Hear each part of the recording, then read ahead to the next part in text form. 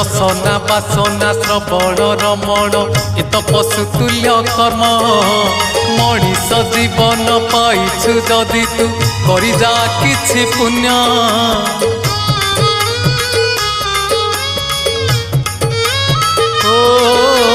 रसना बासना श्रवण रमण ए तो पशुतुल्य कर्म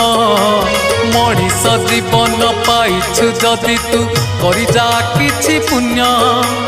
एई माटी देह बहुड़ा गाई जोठू आसीछि जीव पड़ेई एई माटी देह बहुड़ा गाई जोठू आसीछि जीव पड़ेई तो साथी रे जीवेनी केही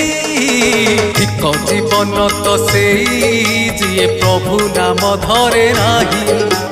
धिक जीवन तो सेई जिए प्रभु नाम धरे नाही।